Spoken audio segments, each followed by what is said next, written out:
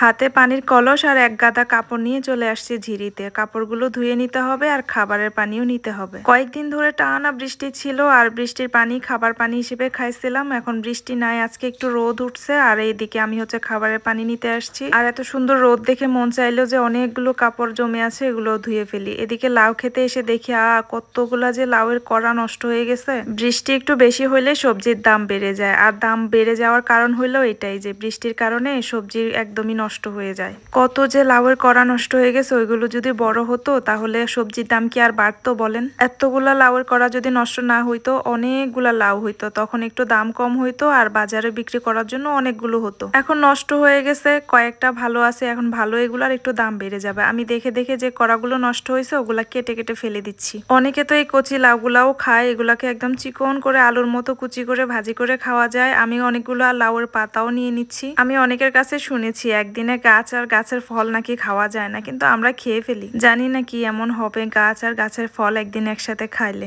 এই যে ভেড়াগুলো দেখতে মাশাআল্লাহ এত ভালো লাগে, আর ওরা এত লাউয়ের পাতা খাইতে পারে। সুন্দর ঘাসগুলো খায় না, ওরা লাউয়ের পাতা খাওয়ার জন্য কি অবস্থা করে। অনেকক্ষণ ধরে বসে বসে ওদেরকে লাউয়ের পাতা খাওয়াইছি, এখন আমার হাতের এগুলোও খাবে। এগুলো আমি রান্না করার জন্য নিচে, ওদেরকে কেমনে বুঝাই। ঝিরের পানি আজকে একটু ঘোলা ঘোলা, বৃষ্টি হইলে অনেক বেশি ঘোলা হয়ে যায়। একদিন বৃষ্টি না হওয়াতে এইটুকু পরিষ্কার হয়েছে, 2 দিন যদি বৃষ্টি না হয় তখন একদম এত ক্লিয়ার হবে পানি। ঝিরির পাড়ের এই অবস্থা, এত মাটি ভাঙছে, মাটি ভেঙে পুরা সমতল জায়গাকে কিরকম খাড়া একটা জায়গায় করে ফেলছে, গাছ সহ সব নিয়ে গেছে। বৃষ্টি বেশি হলে ঝিরির স্রোত অনেক বেশি থাকে। আমি হচ্ছে এই সমান জায়গাটাতে বসে কুয়ো করব, আর এখান থেকে আমি পানি নিব খাবারের। কুয়ো মানে কূপ, কূপকে আবার অনেকে ইন্ডাও বলে, আবার অনেকে কূপ বলে, আমরাও কূপ বলি। পানি পাওয়া যাবে কিনা জানি না। এই পাশে মাটি ভাঙছে, পাথরের নিচে মাটি থাকলে কিন্তু পানি ভালো পাবো না। কিন্তু এরকম বড় করে চর এদিকে আশেপাশে আর নাই যে আমি বড় করে কূপ করব। এক পাশে পানি থেকে একটু দূরে গিয়ে করলে পানি উঠবে একদম অল্প অল্প। তো এই কূপটা করছি আমি অনেকক্ষণ ধরে। এই কূপ করা অনেক বেশি কষ্ট,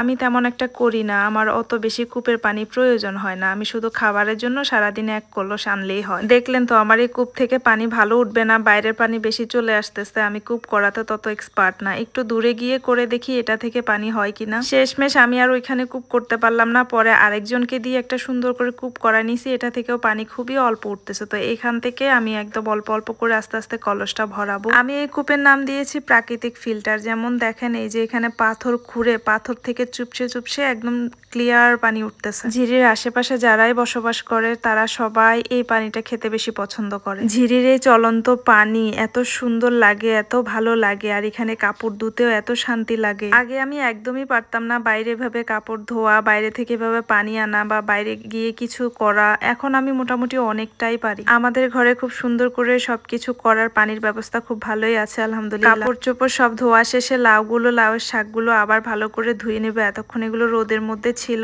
আর এগুলো নিয়ে যাব আমার শ্বশুর বাড়িতে। আজকে ওখানেই আমরা খাওয়া দাওয়া করব। ওই বাড়িতে যাওয়ার আগে সকাল সকাল সব কাজ করে ফেলছি ঘরে। আমার নিজেরই খুব অন্যরকম লাগছিল যে আমি মেয়ে মানুষ হয়ে শ্বশুর বাড়ি যাচ্ছি হাতে লাউ আর লাউয়ের শাক নিয়ে। ওই বাড়ি থেকে আমাদেরকে সকালবেলায় চলে যেতে বলছিল, ওখানে নাকি আজকে ভালো মন্দ রান্না করা হবে কিছু, মানে বিরিয়ানি রান্না করবে, দেশি মুরগি রান্না করবে। তাই আমার কাছে একটু অন্যরকম লাগছিল। আমি শ্বশুর বাড়ি যাচ্ছি হাতে লাউয়ের শাক নিয়ে। ভাইয়ারা তো শ্বশুর বাড়িতে যায় মিষ্টি পান সুপারি এগুলা নিয়ে। এই বাড়িতে আজকে অনেকদিন ধরে আসি না, শুধু এই রাস্তাটার কারণে। রাস্তার অবস্থা খুবই বাজে, দেখেই তো বুঝতে পারছেন। বাড়িটা কত উঁচু, পাহাড়ের উপরে দেখেন, এই সিঁড়ি বেয়ে বেয়ে উপরে উঠতে হয়, তাও আবার ঘরের পেছনে অনেক বড় একটা পাহাড় আছে।